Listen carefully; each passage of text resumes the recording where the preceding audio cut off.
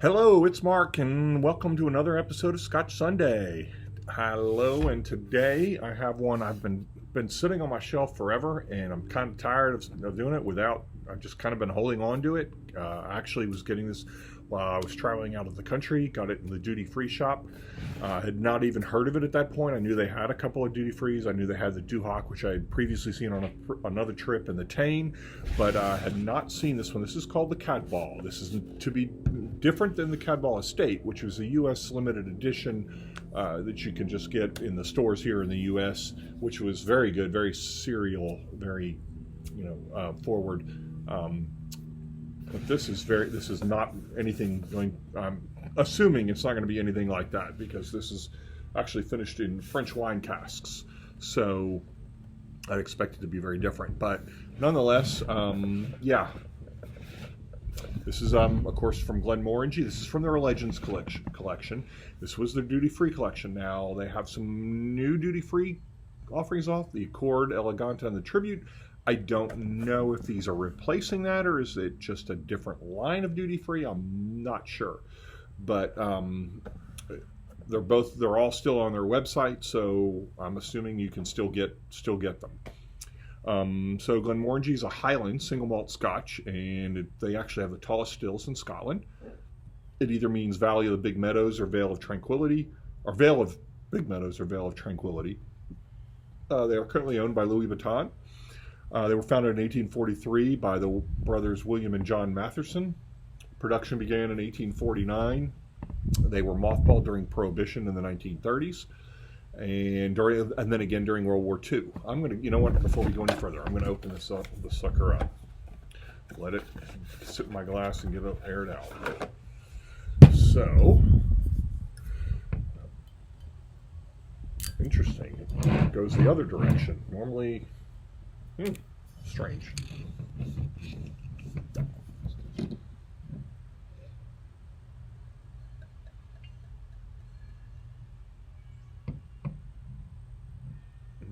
Just a tad more. All right.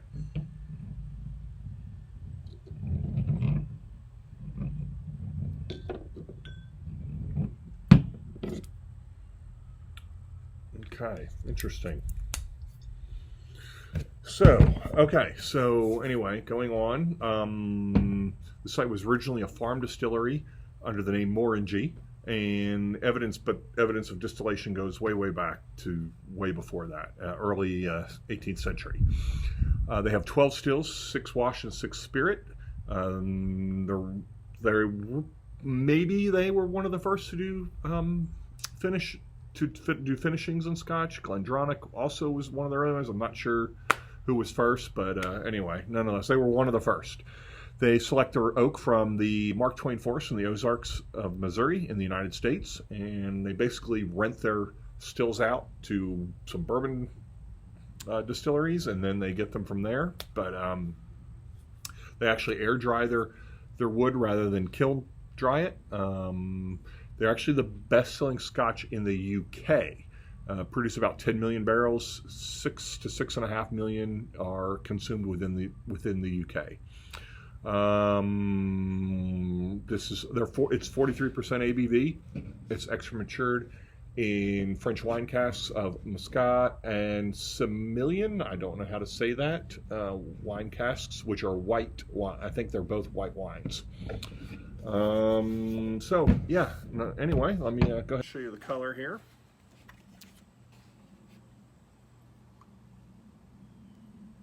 So kind of a normal color. I don't know if they use coloring in this or not. Maybe it'll tell me, but I am not sure. This is a no age statement. I'll show it to you in the bottle.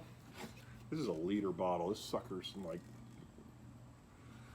hopefully be around for a while. I hate that scotches. I can't keep up. It's ridiculous. So anyway, let me go ahead and read this to you. It says absolutely nothing other than 40% ABV and finished in French wine casks. This is dessert-like flavors from casks which once held sweet wines such as those of Muscat and Semillon. I already told you all that. And the expression evokes the splendor of the treasured Cadboll Cup. I don't know what that is. Right, so sumptuous celebration, part of the Legends collection. This expression is finished in French wine barrels, which previously held wines such as those of Wisconsin. Okay, resulting in a single malt of dessert-like flavors and delicate sweetness. The Cadboll honors the splendor of the Cadboll Cup, revered for generations at our Highland home near the Glenmorangie distillery. The Cadboll Cup, since the 16th century, the Cadboll Cup has intrigued admirers with its enigmatic beauty, intertwining Scottish artistry and mysterious French influences in its magnificent design. This precious and intricately decorated silver wine cup was treasured for generations by the MacLeods and of Cadboll. Those connections with Glenmorangie's homeland ran deep. In 1699, the family created the Highland home Glenmorangie House, then Cadboll House, in our most tranquil of spots, a few miles from where the distillery has stood since 1843. Inspired by the heritage that Glenmorangie shares with the Cadboll Cup, our acclaimed director of distilling and whiskey creation, Dr. Bill Lumsman, set out to create a sweet and rich whiskey that would evoke its exceptional craftsmanship with its tempting and dessert-like flavors. Glenmorangie Cadboll wonderfully hints at the sweet wines of the 16th century, which held the Cadboll Cup might once have held. First, Dr. Bill selected the parcels of single malt whiskey, which had spent its life in ex-bourbon casks in the distillery's peaceful warehouses moments away from Glenmorangie House. Then, as a tribute to the cup's continental influences, he chose a handful of casks which formerly contained his most favored sweet French wines, such as those of Muscat and Semillon. I don't know. Extra matured in the superior casks, the resulting single malt reveals a delicate sweetness. The deep cold whiskey captivates a nose of baked bread, toasted brioche, and wine matured on the lees. The light lemony notes mingled with flint, giving way to the subtle savory hints of roasted sage. A smooth, full-bodied mouthfeel brings forth sweet tastes balanced with a distinctive mineral flavor. Mint humbugs, and milky toffee later emerge, leading to a long finishing with old-fashioned confectionery. Okay, I'm not going to read the rest of it. There's just too much on this box. So, okay. Let's see what we got here.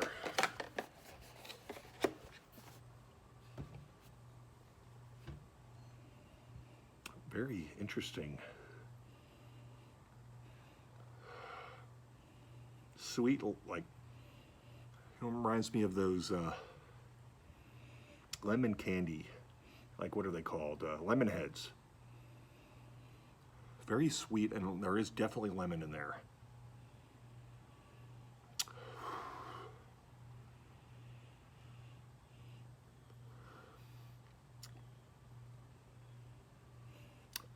What is that stuff called? Biscotti. Kind of a scent of biscotti in there. Yeah, that's kind of that bready biscotti in there with the nuts, and it's making me hungry. Really. Yeah.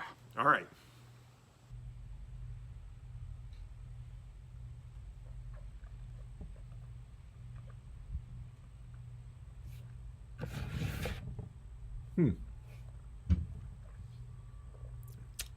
That is very smooth. I know it's 43% ABV, but I don't really taste the alcohol at all. It's like 40. I wouldn't have guessed more than 40. Sweet, again, that biscotti flavor to me is coming through. It's like sweet, very like the icing you put on almost like a cannoli. It's like eating a cannoli and biscotti. It's got that cream kind of icing that cereal that you get on the with a bready flavor you get in the biscotti. Very, very interesting. Let's see if I get anything else. Toasted. All right, this is biscotti and a little bit of a cannoli in a glass.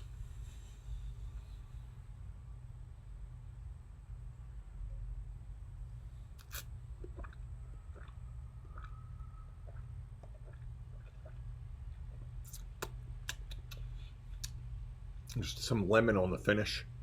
A lot of lemon on the finish.